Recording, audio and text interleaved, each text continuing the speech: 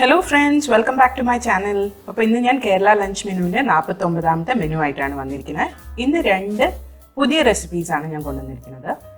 അപ്പോൾ ആദ്യമായിട്ട് ഉണ്ടാക്കിയത് ചൊരക്കയും ഉണക്ക ചെമ്മീനും കൂടി ഒരു മസാല കറിയാണ്. പിന്നെ മുരിങ്ങക്കായ ഉരുളക്കിഴങ്ങും കൂടിയുള്ള ഒരു മെഴുക്കുവരട്ടി. പിന്നെ കുറച്ച് പിക്കിളും സാലഡും ഒക്കെ വെച്ച് ഒരു ഊണ് റെഡി ആയിട്ടുണ്ട്. അപ്പോൾ ഇതിന്റെ ഇൻഗ്രീഡിയൻസ് ലിസ്റ്റ് ഡിസ്ക്രിപ്ഷൻ ബോക്സിൽ കൊടുത്തിട്ടുണ്ട്. ആദ്യം നമുക്ക് മസാല ഉണ്ടാക്കാം. അതിനായിട്ട് വെളിച്ചെണ്ണ ചൂടാക്കിയിട്ട് മല്ലി, മുളക്, ഉള്ളി, വെളുത്തുള്ളി, കരിവേപ്പില ഇത്രയും ഇട്ടിട്ട് മല്ലി ചോക്കുന്ന വരെ കുക്ക് ചെയ്തെടുക്കുക. പിന്നെ അതിലേക്ക് നമ്മൾ തേങ്ങ ചെറുകിയത് ചേർത്ത് കൊടുത്തിട്ട് അത് നന്നായിട്ട് ഗോൾഡൻ കളർ ആവണ വരെ വറുത്തെടുത്തിട്ട് നല്ല വെണ്ണ പോലെ അരച്ചെടുക്കാം. ഇത് ഉണക്ക ചെമ്മീനാണ്. ഇത് നന്നായി ക്ലീൻ ചെയ്തെടുത്തത് നമുക്കൊന്ന് ചെറുതായിട്ടൊന്ന് റോസ്റ്റ് ചെയ്തെടുക്കാം.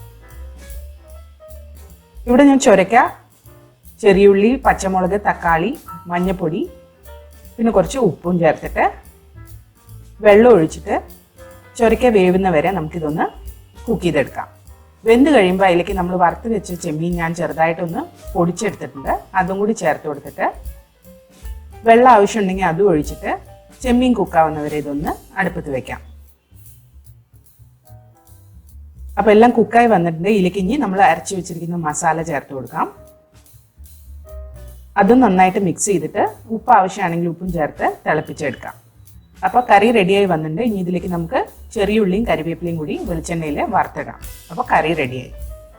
ഇനി മെഴുക്കുവരട്ടിക്കായിട്ട് കുറച്ച് വെളിച്ചെണ്ണ ചൂടാക്കി അതിലേക്ക് കടുക് ചേർക്കുക. കടുക് പൊട്ടുമ്പോൾ മുരിങ്ങക്കായ തൊലി കളഞ്ഞ് ഇങ്ങനെ നീളത്തിൽ കട്ട് ചെയ്തെടുത്തിട്ടുണ്ട്. ഉരുളക്കിഴങ്ങും പിന്നെ ചെറിയുള്ളി, ഒരു പച്ചമുളകും ചേർത്തിട്ടുണ്ട്. അത് മഞ്ഞൾപ്പൊടിയും ഉപ്പും ചേർത്തിട്ട് അടുപ്പത്ത് വെച്ചിട്ട് നമുക്ക് വേവിച്ചെടുക്കാം. നന്നായിട്ടൊന്ന് മിക്സ് ചെയ്ത് കൊടുക്കുക. ഇനി മുരിങ്ങക്കായ ഉരുളക്കിഴങ്ങും പകുതി വേവാവുന്നവരെ നമുക്കിതൊന്ന് കുക്ക് ചെയ്തെടുക്കാം.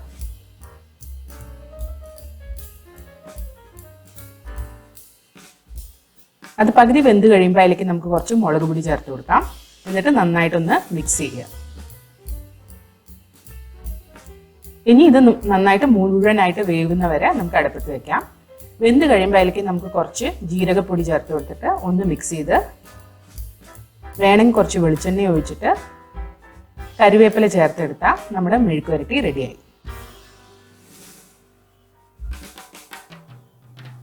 അപ്പോൾ ഈ രണ്ട് സിമ്പിൾ റെസിപ്പീസ് നിങ്ങളും ട്രൈ ചെയ്ത് നോക്കിയിട്ട് കമൻറ്റ് സെക്ഷനിൽ അറിയിക്കുക. അടുത്ത പ്രാവശ്യം ഒരു പുതിയ വീഡിയോ ആയിട്ട് വരുന്നവരെ ബൈ.